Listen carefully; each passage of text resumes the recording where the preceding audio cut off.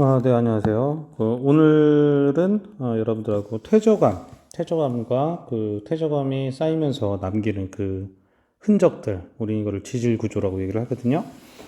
퇴저감과 거기에 남은 흔적들에 대한 공부를 천천히 해보도록 하겠습니다. 여러분들 여기 그림이 잘 보일 거예요. 자, 일단 전 시간까지는 화성암이라는 거 배웠지. 화성암은 불로 이루어진 암석이다. 자, 거기에 반해서 퇴저감은 어떤 걸까요? 퇴저감은 쌓여서 된 암석이다. 이렇게 볼 수 있겠죠? 선생님이 일단 좀 크게 노트를 하면서 여러분들하고 좀 공부를 해보도록 할 거야. 자, 퇴저감은 어떤 형태로 나타나느냐? 자, 여러분, 퇴저감은 당연히 쌓여서 된 거겠죠. 쌓여서 된 거야. 자, 뭐가 쌓인 거야? 그렇지. 먼지나 흙이 쌓여서 된 거예요. 자, 그러려면 어떻게 될까? 원래 있었던 이런 암석들 또는 원래 있었던 이런 조각들이 뭔가 받아야 돼. 뭐 받아야 돼. 뭘 받아? 우리 많이 들었어. 그치? 이걸 뭐라고 하죠? 그렇죠. 풍화침식이란 말 많이 들었지. 그치? 이 풍화침식은 무엇으로 인해서 발생하게 됩니까?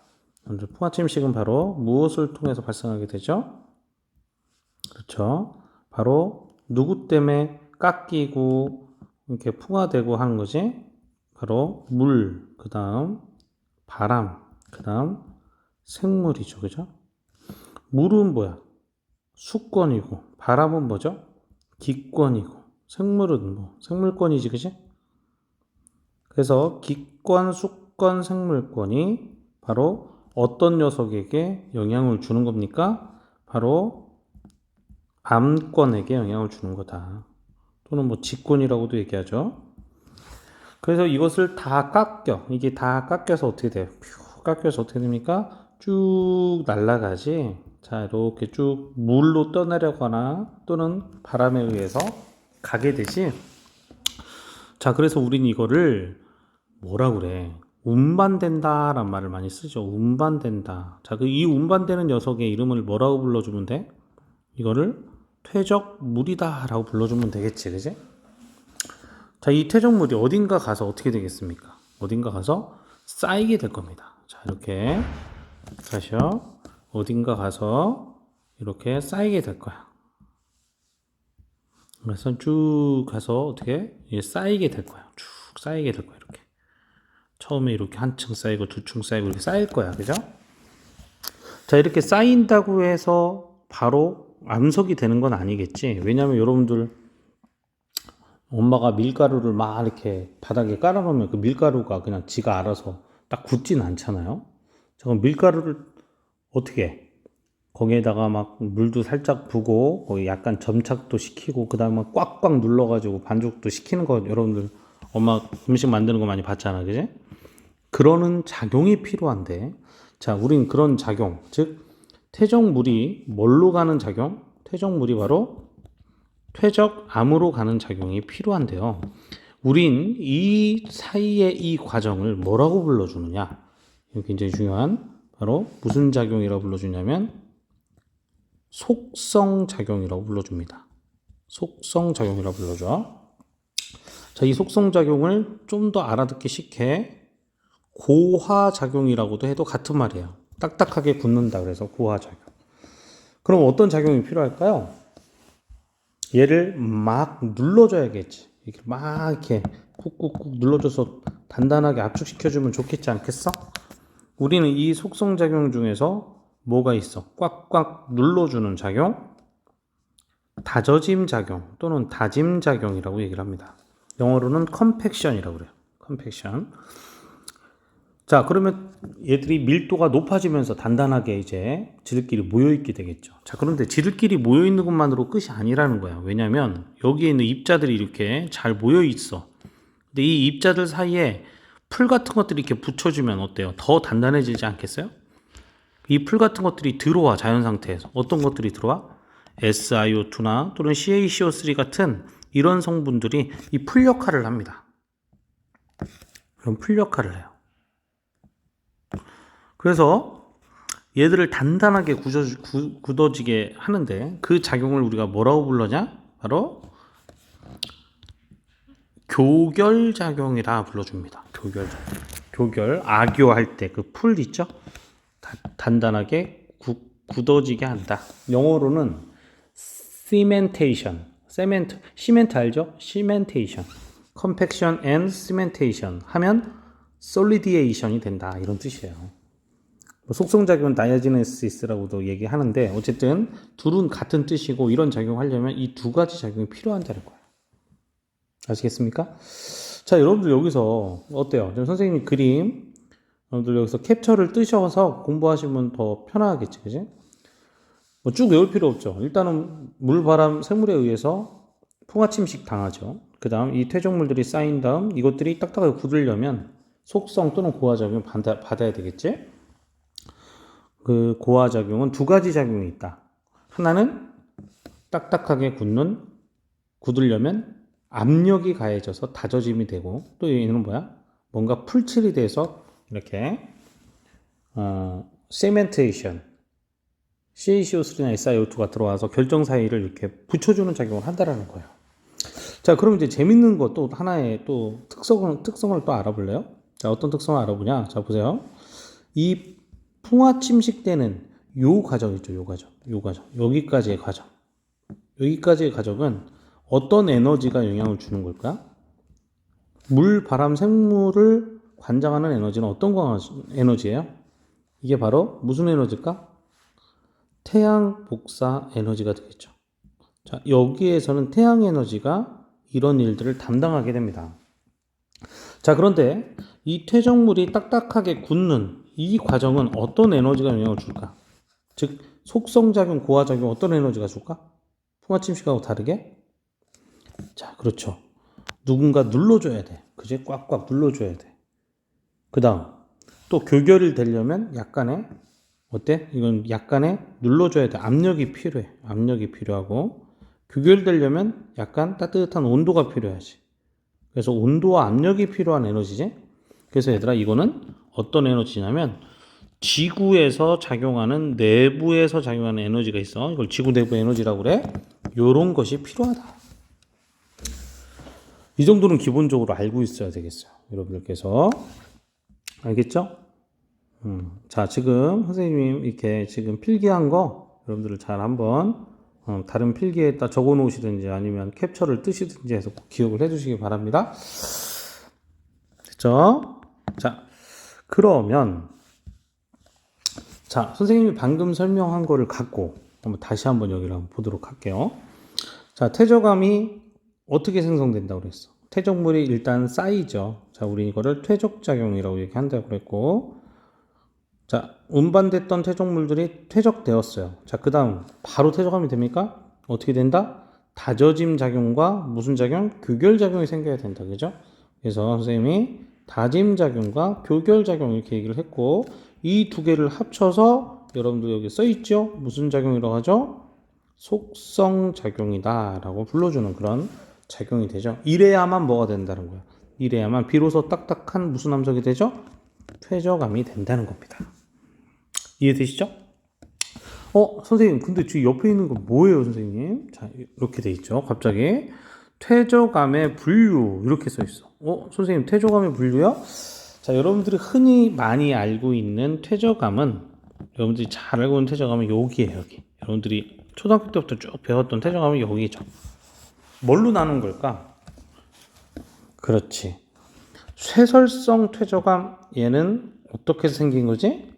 말 그대로 풍화침식 당해서 어떻게? 깎여서, 쇠설성, 꽉 깎여서 쌓였다 그런 뜻이겠죠, 그죠?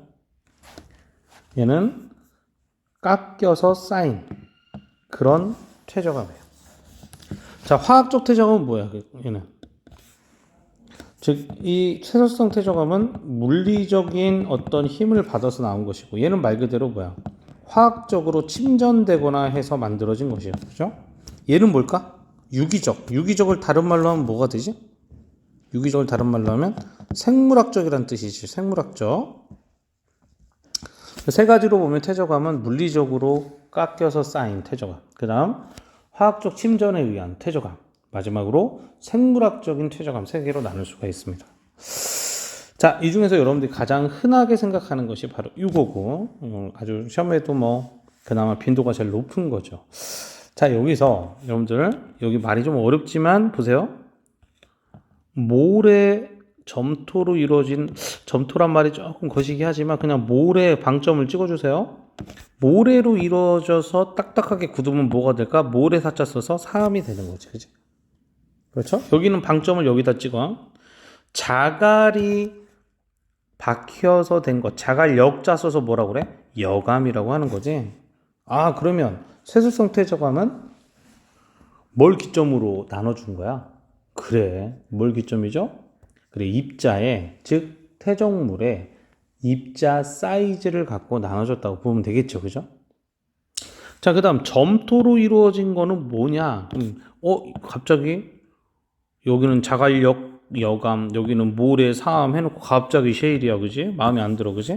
근데 우리말로 하면 점토 니자를 씁니다. 원래 니암이라고 해야 되는데 이 앞에 니은이 들어가면 우리나라 말은 이자로 가는 두음 법칙이 있잖아요. 그래서 이암이라고 부릅니다. 그러니까 이암과 쉐일은 같은 거라고 보셔요. 자, 여기까지 좋다 이거야. 그러면 여기 갑자기 화산재가 있잖아, 그지? 여러분들 화산 터지면 어떻게 돼? 물리적으로 빵 터지면 걔들도 푹 날아갔다 쌓이게 되죠. 그것도 퇴적암이에요. 선생님, 화성암 아닌가요? 조심하셔야 됩니다. 여러분들 화성암 전 시간에 배웠죠?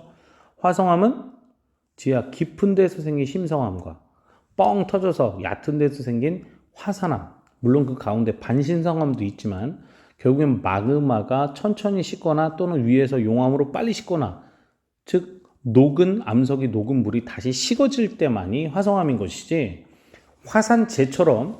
화산재처럼 뭔가 뻥 터져서 날아가는 먼지나 이런 것들이 다시 쌓이는 것은 화성암이라고 부르지 않아요. 예외가 하나 있긴 있습니다. 용암이 불똥처럼 팍 튀어요. 저 하늘 위로 팍 튀어. 그럼 걔가 날아가면서 식겠지, 그지? 그럼 그거 화성암이야, 퇴적암이야? 날아가면서 식어서 툭 떨어져. 그 녀석의 이름을 화산탄이라고 하는데 얘는 또 예외적으로 퇴적암이라고 보통 분류를 합니다. 선생님, 그럼 어쩌란 얘기예요? 화산이 터져서 비산했다가, 즉 하늘 위로 날아갔다가 다시 떨어지는 그런 종류들, 이런 걸 우리가 퇴적암이라고 좀 분류했으면 좋겠다. 알았죠? 자, 그런데 여기 화산재로 이렇게 떨어져서 이렇게 쌓인 퇴적암을 우리는 응야암이라고 불러줍니다. 이따가 또 선생님이 정리를 한번 더 할 거예요. 자, 여기서 여러분들 기억해야 될 게 한 가지 사이즈가 있다. 자, 어떤 사이즈냐? 요거 하나 사이즈는 좀 기억해 두자. 자, 요 사이즈를 한번 기억해 두자. 자, 어떤 사이즈를 기억하냐? 펜이 잘 안 나오네요. 자, 여기 사이즈 있죠? 여기를 딱 끊어. 멋있게 딱 끊어. 딱 끌어놓고 하나 기억해둬. 여기를 2mm 이렇게 한번 써봐. 2mm. 입자의 크기가 2mm 보다 큰 것을 여감, 작은 것을 사암이라고 불러줘. 이거는 기억해 두자. 그럼 사암하고 쉐일은 얼마냐? 점토는 얼마냐? 2mm에서 16분의 1mm거든요. 그거 외울래? 안 외워져. 시험에 나오기도 쉽지 않고. 그래서 선생님은 여기 부분만 좀 여러분들 구분할 수 있으면 좋겠다. 됐죠? 자, 세술성 퇴적암 됐습니다. 선생님, 그럼 화산재는 두꺼운 거 안 나오나요? 나와, 얘들아. 화산재도 두꺼운 거 나와. 무슨 소리냐? 선생님, 노트 하나 작성해 볼게. 자, 여러분, 화산재가 있죠. 그래도 화산이 이렇게 딱 있어. 그래서 화산이 뻥 하고 터졌어. 그러다가 뻥 하고 터졌어. 팍 터졌어. 그럴 때 얘들아, 여기 있는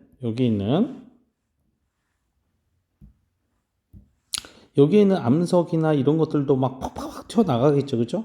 그리고 막 이것들이 막 또 막 이렇게 그실려서 막 이렇게 하늘로도 날아가겠지, 그지? 그렇죠? 그렇지 않겠어? 그리고 여기 있는 용암, 이 용암의 물방울들도 막 날아가겠지, 그지? 이걸 다 합쳐서 뭐라 그래? 화산, 쇠설물 이렇게 보통 불러줘요. 화산, 쇠설물. 화산에서 나오는 종류는 세 가지거든, 보통. 일단 가스가 먼저 나오고요. 그 다음 화산가스가 나오고, 그 다음 뭐가 나와? 화산, 쇠설물이 나오고, 그 다음 세 번째 뭐가 나올까요? 세 번째 뭐가 나와? 그렇지. 마지막으로 용암이 나오거든. 이 중에서 화산 쇄설물이 이거야. 자, 화산 쇄설물은 얘들아, 사이즈에 따라서, 얘도 마찬가지로 입자의 사이즈에 따라 나눌 수 있습니다. 가장 작은 걸 뭐라고 하냐면, 화산 먼지에서 화산진. 그 다음 작은 걸 뭐라고 할까? 화산재. 그 다음 큰 걸 뭐라고 해? 화산역. 그 다음 더 큰 걸 뭐라고 할까? 화산암계. 이렇게 불러줘요.